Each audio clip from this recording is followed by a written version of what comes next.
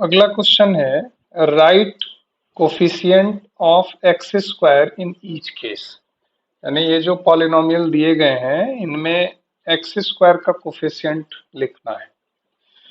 सबसे पहली चीज कि हमें हमेशा जब भी कोई पॉलिनोमियल या एक्सप्रेशन लिख रहे हैं तो उसके पावर के असेंडिंग ऑर्डर में या डिसेंडिंग ऑर्डर में लिखना चाहिए। जैसे फर्स्ट क्वेश्चन हम देखते हैं। फर्स्ट क्वेश्चन है 2 plus x square plus x.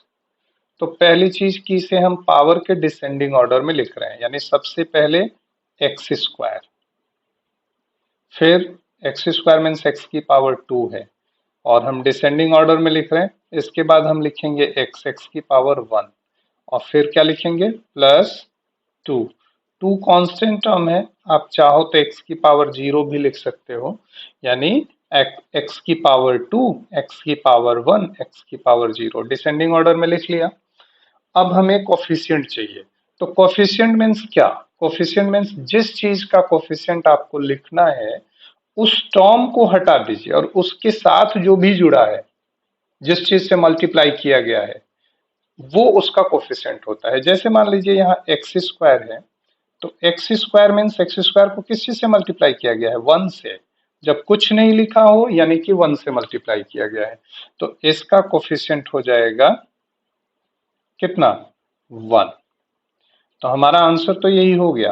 X square का कोफिशिएंट पूछा जा रहा था। यहाँ पे एक्स है, एक्स की पावर 1, इसमें भी कुछ नहीं है। अगर मान लीजिए एक्स का कोफिशिएंट पूछा जाता तो यहाँ इसका भी कोफिशिएंट क्या होता? 1 होता। हमारा आंसर वैसे भी ये मिल चुका है। यहाँ पे एक्स की पावर 0 यानी कि कांस्टेंट टर्म, एक्स की पावर 0 यानी यहाँ पे एक्स है नहीं, हम बस ऐसे 0 लगा के लिखे हैं। तो अगर आपसे पूछा जाता कांस्टेंट टर्म बताइए, तो कांस्टेंट टर्म हो जाता 2। हमको बस एक्स स्क्वायर का कोफिशिएंट निकालना था, बट इसमें हम एक्स का भी कोफिशिएंट निकाल लिए, कांस्टेंट टर्म क्या होता है वो जान लिए, कांस्टेंट टर्म जिसमें एक्स ना हो। अब इसके बाद सेकंड क्वेश्चन को देखते हैं। सेकंड क्वेश्चन है 2 minus x square, 2 minus x square plus x cube. हमने जैसे फर्स्ट क्वेश्चन में किया, पावर के डिसेंडिंग ऑर्डर में इसे लिखा जाए, तो लिख लेते हैं। सबसे पहले लिखेंगे एक्स क्यूब, 3 पावर, वेरिएबल की पावर 3 है। फिर लिखेंगे माइनस एक्स स्क्वायर और फिर हम लिखेंगे 2। यानी इसमें 3 टर्म्स हैं, ये भी ध्यान रखिए, इसमें भी 3 टर्म्स थे। ये ट्राइनोमियल था, ट्राइनोमियल। इसमें भी 3 टर्म्स हैं, ये भी ट्राइनोमियल है। अब हम कोफिशिएंट की बात करते हैं। तो x cube, x cube means 1 x cube, तो एक्स क्यूब का कोफिशिएंट हो जाएगा 1। ये पहला टर्म है। दूसरा टर्म कितना है? Minus x square. इसमें आप नॉर्मली मिस्टेक करते हैं, क्या करते हैं आप, जैसे एक्स स्क्वायर लिख देते हैं, जबकि इसके पीछे माइनस लगा है तो वो लिखना जरूरी है। माइनस एक्स स्क्वायर का मतलब हो गया माइनस 1 एक्स स्क्वायर। तो इसका कोफिशिएंट कितना हो जाएगा? इसका कोफिशिएंट हो जाएगा माइनस 1। फिर कांस्टेंट टर्म, कांस्टेंट टर्म क्या है? कांस्टेंट टर्म यानी जिसमें एक्स ना हो, वो क्या है? वो है 2। कांस्टेंट टर्म हो जाएगा 2। हमें एक्स स्क्वायर का कोफिशिएंट चाहिए था, तो एक्स स्क्वायर का कोफिशिएंट -1। तो हमारा ये आंसर है। बाकी चीजें मैं एक्स्ट्रा ऐसे बता दिया हूं। यहाँ पे हमारा आंसर 1 था, यहाँ पे हमारा आंसर -1 है। फिर हम थर्ड एक्सप्रेशन की बात करते हैं, थर्ड पॉलिनोमियल की बात करते हैं। ये है π/2 प्लस एक्स स्क्वायर। वैसे तो ये 2 ही टर्म है, इसे हम बाइनोमियल बोलते हैं। टर्म्स क्या क्या है? एक टर्म है एक्स स्क्वायर और दूसरा टर्म है π/2। π/2 एक कांस्टेंट टर्म है, कांस्टेंट टर्म है। X square, x square means 1 x square, coefficient कितना हो जाएगा? 1। यही हमारा आंसर होगा।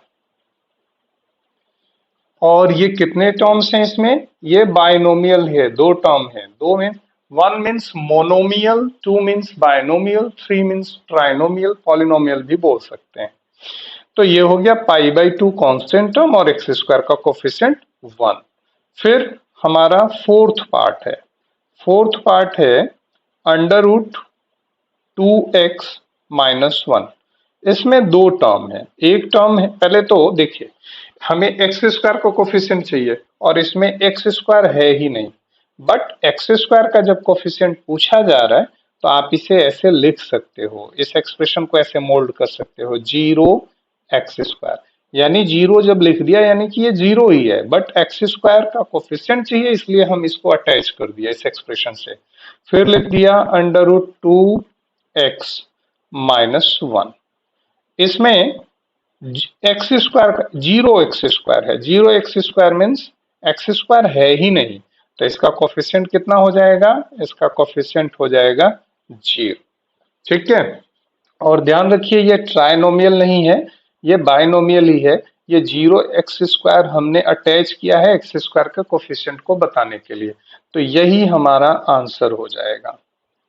अगर हमें √2x का कोफिशिएंट चाहिए तो √2 हो जाएगा, √2x में x का कोफिशिएंट चाहिए तो √2 हो जाएगा। और यहाँ पे कांस्टेंट टर्म क्या है? यहाँ पे कांस्टेंट टर्म है -1। ध्यान रखिए किसी भी एक्सप्रेशन के टर्म्स को लिखिए तो विद साइन लिखिए। जैसे यहाँ पे हमने 0x², एक्चुअली इसका टर्म नहीं है, बट एक्स स्क्वायर के कोफिशिएंट के लिए हमने इसे वर्चुअली अटैच किया है। इसके टर्म्स ये हैं √2x एंड √-1। तो जब √2x लिख रहे हैं, पूरा लिख रहे हैं, तो 1 भी लिखते समय केवल 1 मत लिखिए, विद साइन -1 लिखिए। ठीक है, ये बाइनोमियल है जिसके टर्म्स हो जाएंगे √2x एंड -1। बट हमारा आंसर 0 क्यों? क्योंकि हमें एक्स स्क्वायर का कोफिशिएंट निकालना था।